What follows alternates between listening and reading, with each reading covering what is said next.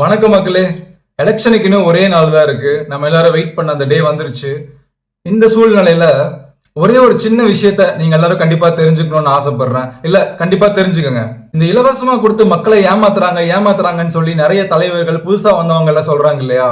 எங்களுக்கு இலவசமா கொடுத்தா உங்களுக்கு என்னங்க, எங்களுக்கு பஸ் டிராவல் ஃப்ரீயா கொடுக்குறாங்க, இலவசமா நாங்க போக்குவரத்து போயிட்டு வர முடியுது, காசு மாசம் மாசம் கொடுத்துட்றாங்க, நிறைய பொருட்கள் கொடுக்குறாங்க, எலெக்ஷன் டைம் வரும்போது காசு கொடுக்குறாங்க, இப்படிதானே நினைக்கிறீங்க?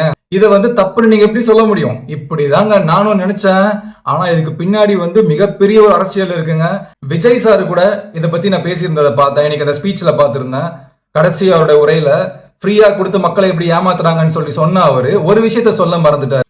அதுக்கு பின்னாடி எப்படி மக்களை ஏமாத்துறாங்கன்னு சொல்லி அவரு சொல்லல. நானும் இது பெருசா எக்ஸ்பிளனேஷன் கொடுக்க போறது இல்ல, சிம்பிளா சொல்றேங்க, புரிஞ்சுக்கங்க. எல்லாரும் வீட்லயும் இருக்க பாட்டி, அக்கா, தங்கச்சி, பெண்கள், அம்மா, யாரா இருந்தாலும் சரி, உங்களுக்கு இலவசமா கொடுக்குற ஒரு விஷயம் உங்களோட ஹஸ்பண்ட், உங்களோட பார்ட்னர், குடும்ப தலைவருக்கு, இல்லைன்னா உங்க மூர்த்த மகனுக்கு கேட்டு பாருங்க. வீட்டுல பசங்க இருந்தாங்கன்னா கேட்டு பாருங்க. அவங்க மேல இப்ப எவ்வளவு ப்ரெஷர் இருக்குன்னு சொல்லி கேட்டு பாருங்க. அவங்க காசு சம்பாதிக்கிறது இப்ப முன்ன மாதிரி இல்லைங்க. அதாவது பணக்காரங்க காசு சம்பாதிக்கிறது ஈஸி. ஆனா ஒரு ஏழை எளிய மக்கள், பாவர்ட்டி லைனு கீழே இருக்க மக்கள் காசு சம்பாதிக்கிறது ரொம்ப கஷ்டம். உங்களுக்கு ஃப்ரீயா கொடுக்குற ஒரு விஷயத்த அதுல எப்படிங்க அவங்களுக்கு கவர்மெண்ட்டுக்கு ரெவன்யூ வரும்? என்ன பண்ணுவாங்க? டாஸ்மார்க்ல பாட்டிலுக்கு 10 ரூபா இல்லைங்க, அதுக்கு மேல கூட வாங்குவாங்க. பஸ் ஃப்ரீயா கொடுக்குறாங்களா, வரி ஏத்துவாங்க. வீட்டு வரி ஏத்திட்டாங்க, சாப்பாட்டு வரி ஏத்திட்டாங்க, தொழிலாளர்கள் வரி ஏத்திட்டாங்க. இத்தனைக்கும் போராட்டம் நடந்துட்டே தான் இருக்கு. இதெல்லாம் ஏன் தெரியுமா நடக்குது? நமக்கு ஒரு நியூஸ் மாதிரி தானே இருக்கு. ஏன்னா நம்ம தான் ஃப்ரீயா கொடுக்குறாங்கல்ல. அதை ஒருத்தர் விஜயா இருக்கட்டும், இல்ல சீமானா இருக்கட்டும், அவர்கள்லாம் நம்ம ஃப்ரீயா கொடுக்குற விஷயத்த எப்படி தப்பு சொல்லலாம் அப்படின்னு சில தாய்மார்களுக்கு உங்களுக்கு கேட்க தோணும். அப்படி ஃப்ரீயா கொடுக்குற உங்களுக்கு அதை நீங்க அனுபவிங்க, தப்புன்னு நான் சொல்லலை. அப்படி கவர்மெண்ட் கொடுக்கறது நல்ல விஷயம்.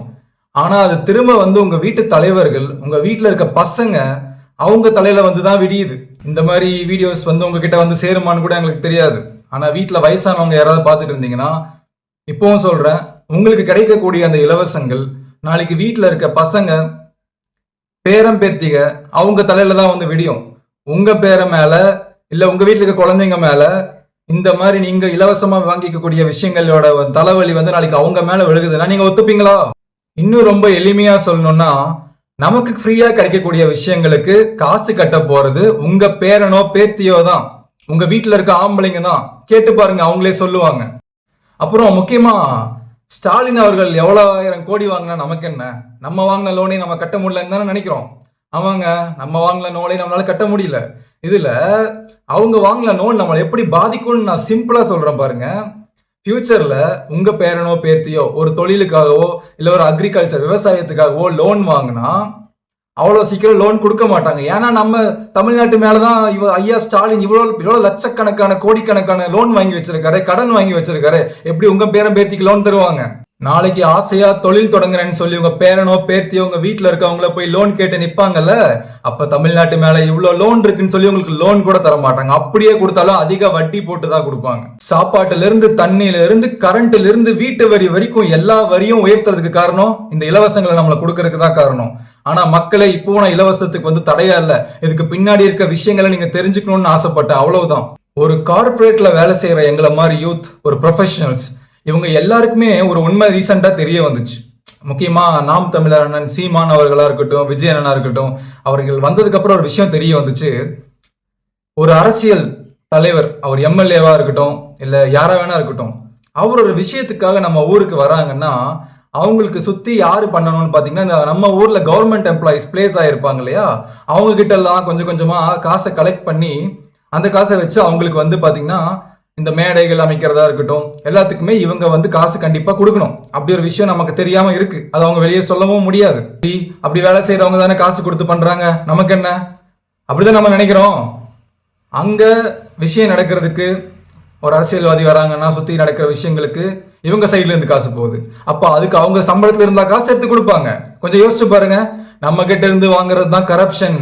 அந்த இடத்துல தாங்க கரப்ஷனே உருவாகுது. மேல இருக்கவங்க அவங்களுக்கு கீழே இருக்கவங்க கிட்ட காசு எதிர்பார்க்கறாங்க. அதாவது கரப்ஷன், லஞ்சம் எதிர்பார்க்கறாங்க. நம்ம ஒரு அவசர ஆத்திரத்துக்கு ஒரு உதவிக்கு போயிட்டு நம்ம கவர்மெண்ட் ஆபீசர்ஸ் கிட்ட போய் நின்னா, எல்லாரையும் நான் சொல்லலைங்க, சில பேர் எதிர்பார்க்கறாங்க கரப்ஷன். இது மேல தப்பு நடக்கிறதுனால தாங்க அங்கேயும் தப்பு நடக்குது. இதுக்கு எல்லாத்துக்கும் மூல காரணம் நம்ம தான். நம்ம யாருக்கிட்டையும் யூனிட்டியே இல்லைங்க. என்ன காரணம்? நம்மள சாதி வாரியாவும் மதம் வாரியாவும் பிரிச்சு வச்சிருக்காங்க. அப்படி இருக்கிறதுனால தான் நம்மளால யாரையும் சேர்ந்து நம்மளால கேள்வி கேட்க முடியல. அப்படி கேள்வி கேட்டீங்கன்னா உங்க கூட இருக்கவனே விலகி போயிடுவான். இப்படிதான் நம்மளை பிரிச்சு வச்சிருக்காங்க. இலவசங்களுக்கு பின்னாடி இருக்க உண்மையும், இது யார் தலையில போய் விடியுதுங்கிற உண்மையும் வீட்டில் இருக்க பெண்களுக்கு நான் தெரியப்படுத்தணும்னு நினைச்சேன்.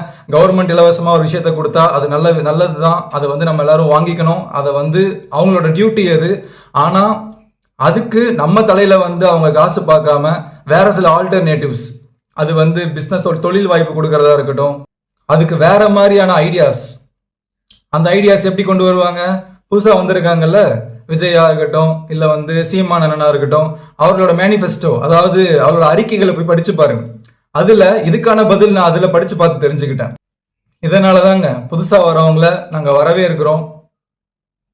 இலவசத்துக்கு அகைன்ஸ்டா இருக்கிறதுக்கு காரணமும் இதுதான். ஆனா இந்த எலெக்ஷனுக்கு காசை கோடி கோடியா வாரி இறைக்கிறாங்கன்னு கேள்விப்பட்டேன். உங்க காசு தான், வாங்கிக்கங்க.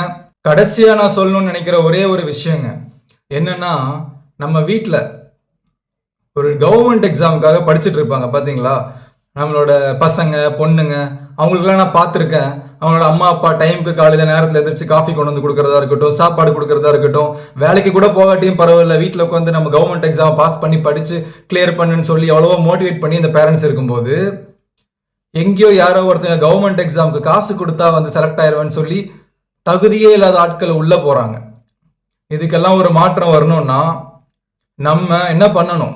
கேள்வி கேட்கணும். நம்ம யாருக்கிட்டையும் மைக் கொடுக்க மாட்டாங்க. மேல நின்று பேசுறவங்க தான் மைக்கை வச்சு பேசுவாங்க. அடுத்த எலெக்ஷன்ல புதிய வாக்காளர்கள் வருவாங்க. எல்லார் கையிலயும் மைக் இருக்கும். அடுத்த எலெக்ஷன் வித்தியாசமா இருக்க போது. இந்த எலெக்ஷனுக்கு நான் ஓட்டு போறதுக்கு எங்க ஊருக்கு போறேன். நீங்களும் எவ்வளவு பேர் உங்க ஊருக்கு போய் ஓட்டு போட போறீங்கிறத மறக்காம கமெண்ட் பண்ணுங்க. எல்லாரும் எங்க இருந்து வீடியோ பாக்குறீங்கன்னு சொல்லி அந்த ஊரை கமெண்ட் பண்ணீங்கன்னா கொஞ்சம் சந்தோஷமா இருக்கும். நான் ஒரு இடத்துல வேலை செஞ்சுட்டு இந்த மாதிரி ஒரு நல்ல விஷயங்களை மக்கள்கிட்ட பகிர்ந்துக்கணும்னு நினைக்கிறேன். வேற எந்த நோக்கமும் கிடையாது, வேற எந்த கட்சியும் சார்ந்தவனும் கிடையாது. அதனால இலவசங்களுக்கு பின்னால் இருக்கும் உண்மை இதுவே. நன்றி மக்களே.